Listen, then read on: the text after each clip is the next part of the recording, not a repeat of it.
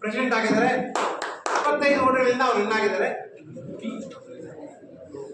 Amaresh P ಅವರು 74 ಓಟ್ಗಳಿಂದ win ಆಗಿದ್ದಾರೆ. Joint secretary ಆಗಿ ಮುನಿರಾಜು ಸಿಎಂ 74 ಓಟ್ಗಳಿಂದ,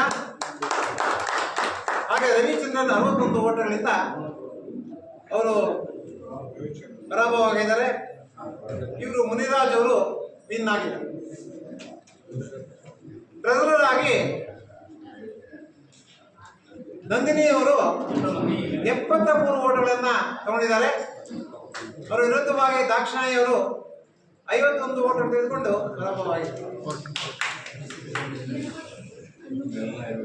ಇಸಿ ಮೆಂಬರ್ಸ್ ಆಗಿ ಯಾರ್ಯಾರು ವಿನ್ ಆಗಿದ್ದಾರೆ ಅಷ್ಟು ಮಾಡಿ ಹೇಳ್ತೀನಿ. Amaresh N, Lakshminarayana Shetty, Madhusudan, Mohan B, Ranjith B, Suhas K, Srinivasaiah, Venkatesh M ಇವರು ಇಸಿ ಮೆಂಬರ್ ಆಗಿ 26 ಸಾಲಿನಲ್ಲಿ ಅವರು ವಿನ್ ಆಗಿದ್ದಾರೆ. ಉಷಾ ರವರು ಇಸಿ ಮೆಂಬರ್ ಆಗಿ ಲೇಡಿ ಕ್ಯಾಂಡಿಡೇಟ್ ಅನ್ನ ಅವರು ಅವಿರೋಧವಾಗಿ ಆಯ್ಕೆ ಮಾಡಿದ್ದಾರೆ. 26 ಸಾಲಿನಲ್ಲಿ ಇದ್ದಾರೆ. ಜೊತೆಗೆ ಎಲ್ಲ ಪೂರ್ಣ ಸಹಕಾರ ಒಬ್ಬರಿಂದ ಸಾಲದು. ನನಗೆ ಈ ಆರ್ಒ ಆಗಿ ಅಸ್ಟೇಟ್ನಲ್ಲಿ ಆರ್ಒ ಆಗಿ ಮಂಜುನಾಥ್ ಸಿಂಗ್ ಅವರಿದ್ದಾರೆ. ಹಾಗೆ ನಮ್ಮಲ್ಲಿ ಸಹಕಾರ ಮಾಡೋಂಥ ಇನ್ನೊಬ್ಬ ಪೋಲಿಂಗ್ ಅಧಿಕಾರಿ BC ಪರಮೇಶ್ವರ್. ಹಾಗೇನೆ ನಮ್ಮ ಲೇಡಿ ಕ್ಯಾಂಡಿಡೇಟ್ಗಳನ್ನು ನಾವು ತಗೊಳ್ಬೇಕು, 30% ಅವ್ರಿಗೂ ಅಧಿಕಾರ ಅಂತ ಹೇಳ್ಬಿಟ್ಟು ಅವ್ರನ್ನೂ ತಗೊಂಡಿದ್ದೀವಿ. ಅವರು ಪಂಕಜ, ಶ್ರೀಮತಿ ಪಂಕಜ ಅವರು ಪೂರ್ಣ ರೀತಿಯಲ್ಲಿ ಅದು ಶಾಂತಿ ರೀತಿಯಲ್ಲಿ ಈ ಕಾರ್ಯಕ್ರಮ ನಡೆಸ್ಕೊಂಡಿದ್ದೀರಾ. ತಮಗೆಲ್ರಿಗೂ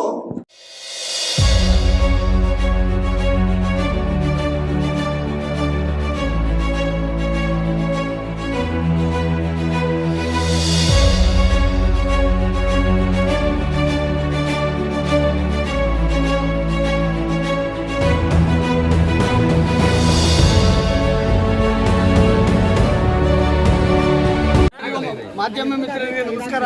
ಈ ದಿನ ನಮ್ಮ ಬಂಗಾರಪೇಟೆ ವಕೀಲರ ಸಂಘದ ಚುನಾವಣೆ ಪದಾಧಿಕಾರಿಗಳ ಚುನಾವಣೆ ನಡೆದು ನಾನು ಅಧ್ಯಕ್ಷರ ಸ್ಥಾನಕ್ಕೆ ಸ್ಪರ್ಧಿಸಿದ್ದೆ. ಈ ಚುನಾವಣೆಯಲ್ಲಿ ನನಗೆ 41 ಮತಗಳ ಅಂತರದಿಂದ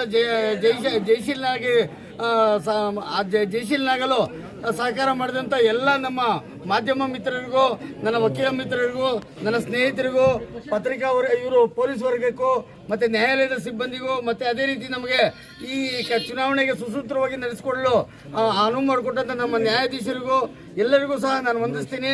ಸೊ ಈ 1 ವರ್ಷದ ಕಾಲಾವಧಿಯಲ್ಲಿ ಎಲ್ಲ ನಮ್ಮ ವಕೀಲರ ಮಿತ್ರರ ಸಹಕಾರದೊಂದಿಗೆ ನಮ್ಮ ಅಸೋಸಿಯೇಷನ್ನ ಕಾರ್ಯಕಲಾಪಗಳನ್ನು ಸುಸೂತ್ರವಾಗಿ ನಡೆಸ್ಕೊಂಡು ಹೋಗ್ತೀನಿ ಅಂತ ಹೇಳ್ಬಿಟ್ಟು ನಾನು ಆಶ್ವಾಸನೆ ನೀಡ್ತಾ ನನ್ನ ಮಾತು ಮುಗಿಸ್ತೀನಿ. ಜೈ ಹಿಂದ್, ಜೈ ಕರ್ನಾಟಕ.